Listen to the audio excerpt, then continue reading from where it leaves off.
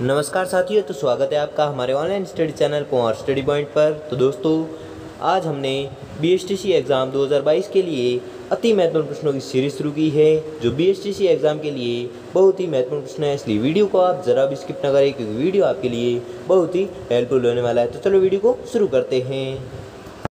तो आपका पहला सवाल है, दिल्ली के सुल्तान अलाउद्दीन खिलजी के मेवाड़ आक्रमण के समय वहाँ का शासक कौन था? दिल्ली के सुल्तान अलाउद्दीन खिलजी के मेवाड़ आक्रमण के समय वहाँ का शासक कौन था? तो आपको याद रखना है, वहाँ का शासक था रतन सिंह। ठीक है, तो दोस्तों आपको 25% दिए जाएंगे, जिसमें से आपने कितने प्रश्न सही किए हैं वो हमें जल्दी से जल्दी कमेंट करके ज़रूर बताएं। इसलिए मैं प्रश्न पढ़ूँ उससे पहले आप उत्तर तैयार रखें, जिससे कि आपकी प्रिपरेशन होते रहे। तो अगला प्रश्न देखते हैं। अगला सवाल है कि मेवाड़ के किस शासक ने भूताला के युद्ध में दिल्ली के सुल्तान इल्तुतमिश की सेना को वापस जाने पर विवश किया?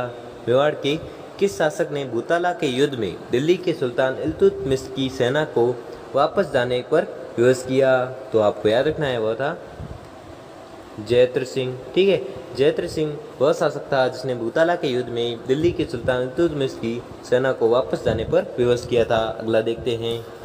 अगला सवाल है कि मेवाड़ के इतिहासकार में सर्वप्रथम सोने के सिक्के जारी करने वाला था? मेवाड़ के इतिहास में सर्वप्रथम सोने के सिक्के जारी करने वाला था तो कौन था?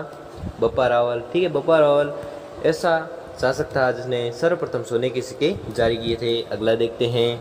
अगला सवाल है कि मेवाड़ के रावल राजवंश का संस्थापक कौन था? मेवाड़ के रावल राजवंश का संस्थापक कौन था? तो आपको याद रखना है, वह था बप्पा। ठीक है, अगला देखते हैं। अगला सवाल है कि बीकानेर के किस शासक ने प्रथम विश्व युद्ध में अंग्रेजों के सहयोग के लिए बीकानेरी ऊँटों का रिसाला संगठित किया, जो सोमालीलैंड में बहुत उपयोगी साबित हुआ? बीकानेर के किस शासक ने प्रथम विश्व युद्ध में अंग्रेजों के सहयोग के लिए बीकानेरी ऊँट का रिसाला संगठित किया, जो सोमालीलैंड में बहुत उपयोगी साबित हुआ? तो वह शासक कौन था? राव गंगा सिंह। ठीक है, राव गंगा सिंह शासक ने प्रथम विश्व युद्ध में अंग्रेजों के सहयोग के लिए बीकानेरी ऊँटों का रिसाला संगठित किया, जो सोमालीलैंड में बहुत उपयोगी साबित हुआ। अगला देखते हैं। तो आपका अगला सवाल है कि बीकानेर के राठौड़ वंश का संस्थापक कौन था? बीकानेर के राठौड़ राजवंश का संस्थापक कौन था? तो आपको याद रखना है, वह था राव बीका। ठीक है, राव बीका था जो राठौड़ वंश का संस्थापक था। अगला देखते हैं। तो आपका अगला सवाल है कि भक्ति रस कवयित्री मीराबाई थी। तो मीराबाई क्या थी? एक राजपूत शासक की पत्नी थी। ठीक है, अगला देखते हैं। तो अगला सवाल है, किस मुगल बादशाह के समय में दुर्गादास के नेतृत्व में राठौड़ों ने मुगलों से लंबा संघर्ष किया? किस मुगल बादशाह के समय में दुर्गादास के नेतृत्व में राठौड़ों ने मुगलों से लंबा समय से संघर्ष किया? तो आपको याद रखना है, वह है औरंगजेब। ठीक है, औरंगजेब मुगल बादशाह के समय में दुर्गादास के नेतृत्व में राठौड़ों ने लंबे समय तक संघर्ष किया। अगला देखते हैं।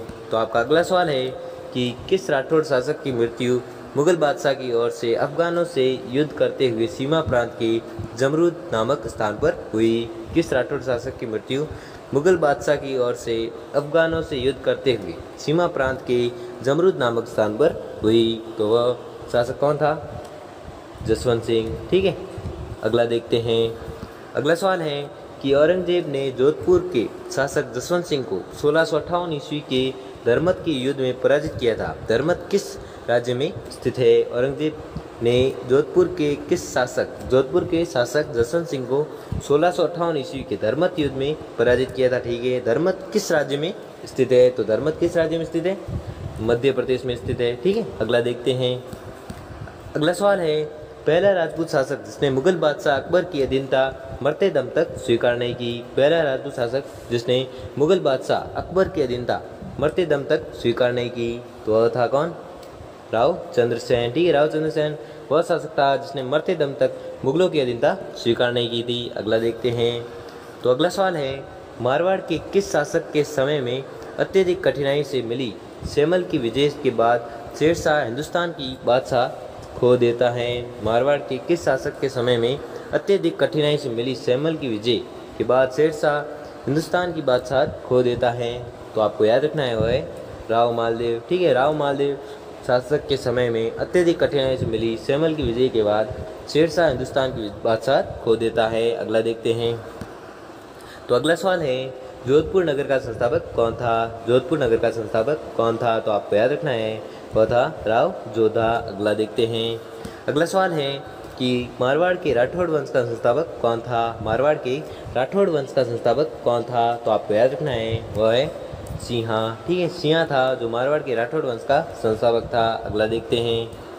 अगला सवाल है, किसने आबू पर्वत पर दिलवाड़ा गांव में 1031 ईस्वी में ऋषभदेव आदिनाथ का मंदिर बनवाया था? किसने आबू पर्वत पर दिलवाड़ा गांव में 1031 ईस्वी में ऋषभदेव का मंदिर बनवाया था? तो आपको याद रखना है वह है विमल शाह वैश्य। ठीक है, विमल शाह वैश्य था जिसने आबू पर्वत पर दिलवाड़ा गांव में 1031 ईस्वी में ऋषभदेव का मंदिर बनवाया था। अगला देखते हैं।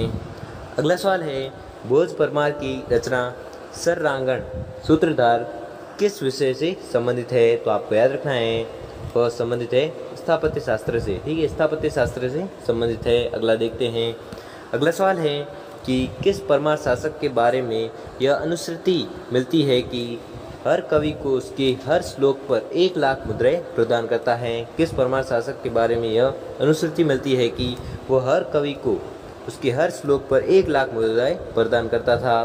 तो आपको याद रखना है वह था दारावर्ष। ठीक है, दारावर्ष वह शासक था, वह परमार शासक था जिसके बारे में यह अनुश्रुति मिलती है कि वह हर कवि को उसके हर श्लोक पर 1 लाख मुद्राएं प्रदान करता था। अगला देखते हैं। अगला सवाल है कि मालवा के परमार शासकों में से किसे सबसे महान शासक माना जाता है? मालवा के परमार शासकों में से किसे सबसे महान शासक माना जाता है? तो आपको याद रखना है वह है भोज परमार। ठीक है, भोज परमार है जिसे महानतम शासकों में माना जाता है। अगला देखते हैं। अगला सवाल है कि किस परमार शासक के संबंध में वर्णन मिलता है कि वह एक बाण से 3 भैंसों को बींद डालता था? किस परमार शासक के संबंध में वर्णन मिलता है कि वह एक बाण से 3 भैंस को बींद डालता था? तो वह शासक था कौन? दारावर्ष। ठीक है, अगला देखते हैं। अगला सवाल है कि अरब यात्री अल मसूदी ने किस प्रतिहार शासक के राज्यकाल में प्रतिहार राज्य की यात्रा की? अरब यात्री अल मसूदी ने किस प्रतिहार शासक के राज्यकाल में प्रतिहार राज्य की यात्रा की थी? तो आपको याद रखना है वह महिपाल। ठीक है, महिपाल शासक के राज्यकाल में प्रतिहार राज्य की यात्रा की थी किसने? अल मसूदी ने। अगला देखते हैं।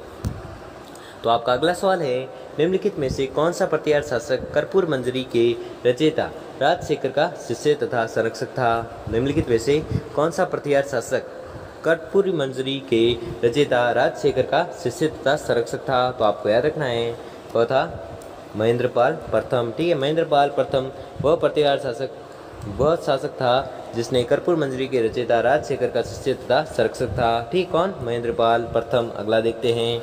अगला सवाल है कि अरब यात्री सुलेमान ने किस प्रतिहार शासक की सैनिक शक्ति और सुव्यवस्थित शासन व्यवस्था सुव्यवस्थित शासन की बड़ी प्रशंसा की है? अरब यात्री सुलेमान ने किस प्रतिहार शासक की सैनिक शक्ति और सुव्यवस्थित शासन व्यवस्था की बड़ी प्रशंसा की है? तो आपको याद रखना है किसकी की थी? मीरबोज की। ठीक है, मीरबोज की सैनिक शक्ति और सुव्यवस्थित शासन की बड़ी प्रशंसा की थी किसने? सुलेमान ने। अगला देखते हैं। अगला सवाल है कि प्रतिहार वंश का सर्वश्रेष्ठ शासक था? प्रतिहार वंश का सर्वश्रेष्ठ शासक था तो कौन था? मीरबोज। ठीक है, मीरबोज था जो प्रतिहार वंश का सर्वश्रेष्ठ शासक था। अगला देखते हैं। अगला सवाल है कि कन्नौज पर आधिपत्य स्थापित करने के लिए त्रिपक्षीय संघर्ष की पहल किसने की? कन्नौज पर आधिपत्य स्थापित करने के लिए त्रिपक्षीय संघर्ष की पहल किसने की? तो आपको याद रखना है यह की थी प्रतिहार नरेश वत्सराज ने। ठीक है, प्रतिहार नरेश वत्सराज ने त्रिपक्षीय संघर्ष की पहल की थी। अगला देखते हैं। तो आपका अगला सवाल है कि जय सिंह सूरी लेखक थे? जय सिंह सूरी लेखक थे किसके थे? अमीर मठ मर्दन के। ठीक है, अमीर मद मर्दन के लेखक थे कौन? जय सिंह सूरी। तो दोस्तों आपको 25% दिए गए, जिसमें से आपने कितने % सही किए हैं वो हमें जल्दी से जल्दी कमेंट करके जरूर बताएं। और अगर आपको वीडियो अच्छा लगा, आपके लिए थोड़ा सा भी हेल्पफुल साबित हुआ तो वीडियो को लाइक और चैनल को सब्सक्राइब करें। धन्यवाद।